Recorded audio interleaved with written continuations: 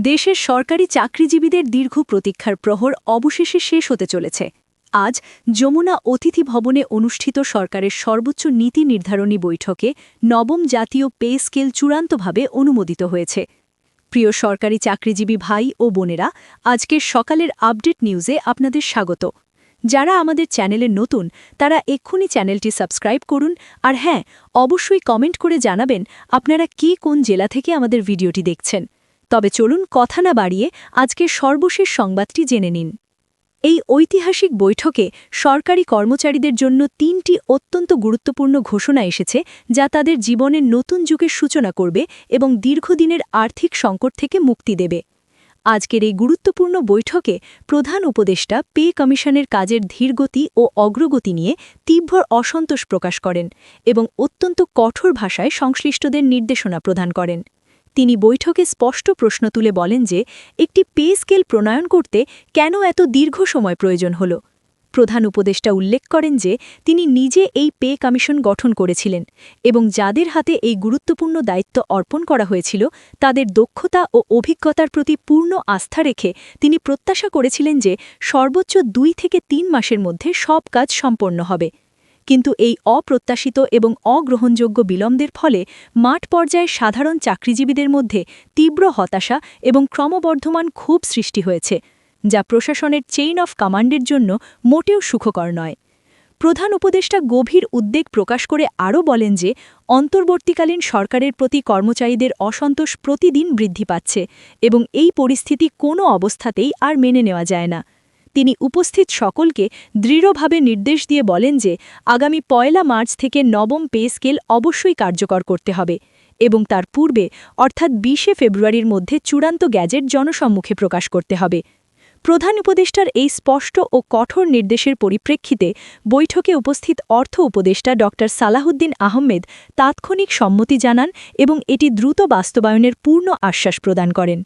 অর্থ উপদেষ্টা তার বক্তব্যে জানান যে প্রধান উপদেষ্টা যেহেতু ১ মার্চের মধ্যে নবম পে স্কেল কার্যকর করার দৃঢ় নির্দেশ দিয়েছেন এবং এটি এখন একটি জাতীয় গুরুত্বের বিষয় পরিণত হয়েছে, তাই গ্যাজেট প্রকাশ এখন অবশ্যম্ভাবী হয়ে পড়েছে।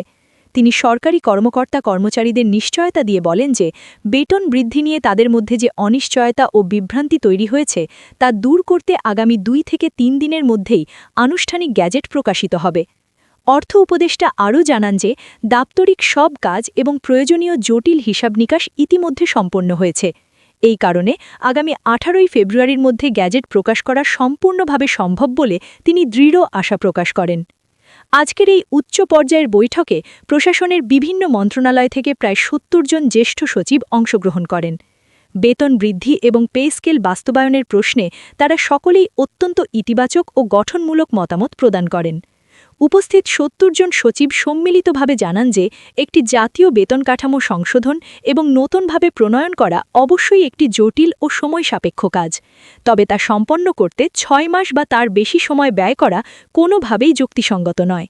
তারা উল্লেখ করেন যে অন্তর্বর্তীকালীন সরকার গত জুলাই মাসে পে কমিশন গঠন করেছিল এবং তাদের জন্য একটি সময়সীমা নির্ধারণ করে দেওয়া হয়েছিল, কিন্তু সচিবদের প্রত্যাশা ছিল সর্বোচ্চ ৩ মাসের মধ্যে এই গ্যাজেট প্রকাশিত হবে।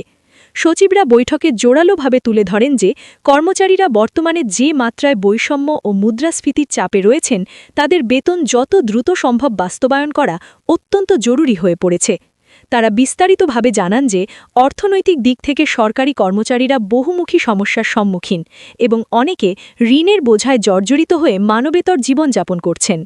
এই জটিল পরিস্থিতিতে তাদের অর্থনৈতিক সক্ষমতা বৃদ্ধি করে নবম পে স্কেলের আওতায় সকল সুযোগ সুবিধা প্রদান করা প্রয়োজন, যাতে রাষ্ট্রীয় প্রশাসন সচল ও গতিশীল থাকে।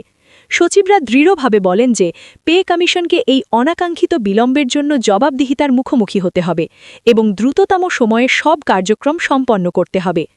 আজকের এই বৈঠকে রাজনৈতিক ব্যক্তিত্ব হিসেবে বিএনপির ভারপ্রাপ্ত চেয়ারম্যান তারেক রহমানও উপস্থিত ছিলেন এবং তিনি সরকারি চাকরিজীবীদের অধিকারের পক্ষে অত্যন্ত দৃঢ় বক্তব্য রাখেন।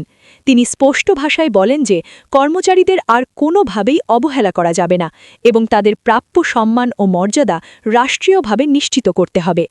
তারেক রহমান বিভিন্ন পরিসংখ্যান উপস্থাপন করে বলেন যে বাংলাদেশের সরকারি চাকরিজীবীদের প্রায় 1/3 নিম্ন আয়ের কর্মচারী, যারা দ্রব্যমূল্যের ঊর্ধ্বগতিতে দিশেহারা।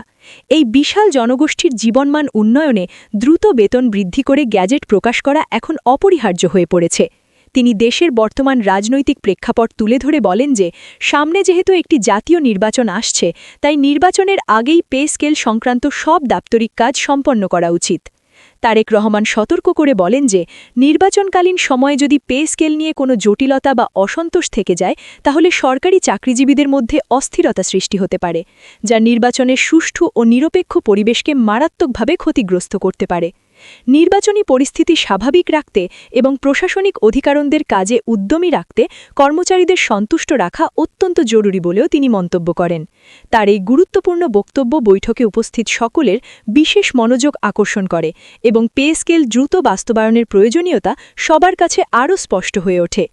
আজকের এই গুরুত্বপূর্ণ বৈঠকে পে কমিশনের পক্ষ থেকে সরকারি চাকরিজীবীদের উদ্দেশ্যে 3টি যুগান্তকারী সুখবর ঘোষণা করা হয়েছে, যা তাদের জীবনে ব্যাপক ইতিবাচক পরিবর্তন আনবে বলে আশা করা হচ্ছে। প্রথম সুখবরটি হল সরকারি চাকরিজীবীদের দীর্ঘ প্রায় 10 বছরের প্রত্যাশা এবং 2015 সাল থেকে বন্ধ থাকা সিলেকশন গ্রেড ও টাইম স্কেল পুনরায় চালু করার ঐতিহাসিক সিদ্ধান্ত। বৈঠকে দীর্ঘ আলোচনায় উঠে আসে যে নতুন পে স্কেলে কর্মচারীদের বেতন কিছুটা বৃদ্ধি পেলেও কর্মকর্তাদের বেতন কাঠামোর সাথে এর ব্যবধান থাকবে তুলনামূলকভাবে অনেক বেশি। এই পরিস্থিতিতে সিলেকশন গ্রেড ও টাইম স্কেল পুনর্বহাল না করা হলে প্রশাসনে আবার ব্যাপক বৈষম্য সৃষ্টি হতে পারে বলে আশঙ্কা করা হয়। এই গুরুত্বপূর্ণ বিষয়টি বিবেচনায় নিয়ে আজকের বৈঠকে পে কমিশনের chairman Zakir Ahmed Khan selection grade ও টাইম স্কেল পুনরুদ্ধারের যৌক্তিকতা এবং প্রয়োজনীয়তা অত্যন্ত বিস্তারিতভাবে তুলে ধরেন। তার উপস্থাপনার পর প্রধান উপদেষ্টা সম্মতি জানিয়ে বলেন যে সিলেকশন গ্রেড ও টাইম স্কেল অবশ্যই পুনরুদ্ধার করা প্রয়োজন এবং এতে সরকারের কোনো দ্বিমত নেই।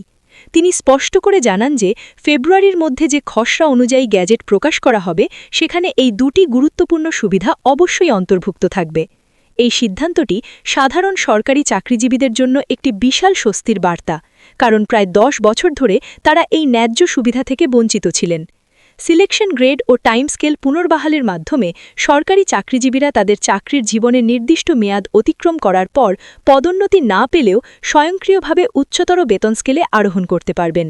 এই ব্যবস্থা তাদের আর্থিক নিরাপত্তা বৃদ্ধি করবে এবং কর্মক্ষেত্রে নতুন উৎসাহ ও আত্মবিশ্বাস যোগাবে।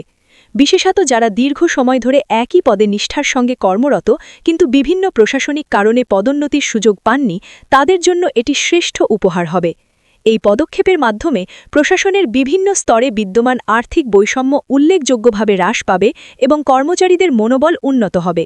সিলেকশন গ্রেড ও টাইম স্কেল পুনর্বহালের এই সিদ্ধান্ত চাকরিজীবীদের দীর্ঘদিনের দাবি পূরণ করবে এবং তাদের পেশাগত জীবনের নতুন গতি সঞ্চার করবে। দ্বিতীয় গুরুত্বপূর্ণ সুখবরটি হল গ্রেড সংখ্যা পরিবর্তন এবং উল্লেখযোগ্যভাবে হ্রাস করার ঐতিহাসিক সিদ্ধান্ত। প্রধান উপদেষ্টা ও পে কমিশন অভ্যন্তরীণভাবে একাধিক বৈঠক করে গ্রেড সংখ্যা পরিবর্তনের বিষয়টিকে সর্বোচ্চ গুরুত্বের সঙ্গে বিবেচনা করেছেন। দীর্ঘ ও বিস্তারিত আলোচনার পর বিদ্যমান 20টি গ্রেডের পরিবর্তে 14টি গ্রেড রাখার এক অভূতপূর্ব সিদ্ধান্ত গৃহীত হয়েছে। বৈঠকে এই বিষয়টি নিয়ে গভীর ও বহুমুখী আলোচনা হওয়ার পরিপ্রেক্ষিতে বৈষম্য দূরীকরণের লক্ষ্যে 14টি গ্রেড রাখার পক্ষে জোরালো মতামত দেন স্বয়ং প্রধান উপদেষ্টা। প্রধান উপদেষ্টা তার বক্তব্যে উল্লেখ করেন যে সরকারি কর্মচারীরা বিভিন্ন সময়ে নানা ধরনের বৈষম্যের শিকার হয়েছেন এবং সঠিক সময়ে পদোন্নতি থেকে বঞ্চিত হয়েছেন। তাই তাদের এই দীর্ঘদিনের বৈষম্য নিরসন করতে হলে কেবল টাকার অঙ্কে বেতন বৃদ্ধি করলেই যথেষ্ট হবে না, বরং একই সাথে গ্রেড সংখ্যা হ্রাস ও পুনর্গঠন করে নবম পে স্কেল বাস্তবায়ন করতে হবে, যাতে তারা দ্রুত উচ্চতর গ্রেডে যেতে পারেন এবং তাদের সামাজিক মর্যাদা বৃদ্ধি পায়। গ্রেড সংখ্যা হ্রাসের এই সিদ্ধান্তের মাধ্যমে কর্মচারীদের পদোন্নতির পথ আরও সুগম হবে এবং তারা তুলনামূলকভাবে দ্রুত উচ্চতর গ্রেডে উন্নীত হতে পারবেন।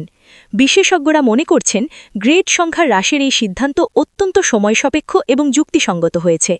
বর্তমানে 20টি গ্রেড থাকার কারণে কর্মচারীদের পদোন্নতির গতি অত্যন্ত মন্থর এবং অনেকে চাকরির জীবনে তাদের কাঙ্ক্ষিত বা প্রত্যাশিত পদোন্নতি পান না। গ্রেড সংখ্যা 14টিতে নামিয়ে আনলে পদোন্নতির সুযোগ উল্লেখযোগ্যভাবে বৃদ্ধি পাবে এবং কর্মচারীরা আরও দ্রুত উচ্চতর পদে আরোহণ করতে পারবেন। এতে প্রশাসনিক কর্মদক্ষতা বৃদ্ধি পাবে এবং কর্মচারীদের মধ্যে কাজের প্রতি গভীর আগ্রহ ও নিষ্ঠা বাড়বে। গ্রেড কাঠামোর এই পরিবর্তন দীর্ঘমেয়াদে প্রশাসনের জন্য অত্যন্ত উপকারী হবে এবং জনসেবার মান উন্নত করবে। তৃতীয় এবং সবচেয়ে প্রত্যক্ষভাবে প্রভাবশালী সুখবরটি হল সরকারি চাকরিজীবীদের জন্য বাড়ি ভাড়া ভাতা এবং চিকিৎসা ভাতার ব্যাপক পরিবর্তন। বর্তমান বাজার পরিস্থিতির সঙ্গে সামঞ্জস্য রেখে বাড়ি ভাড়া ভাতা মূল বেতনের ৭০% নির্ধারণ করার সিদ্ধান্ত গৃহীত হয়েছে, যা পূর্বে ছিল অত্যন্ত অপর্যাপ্ত।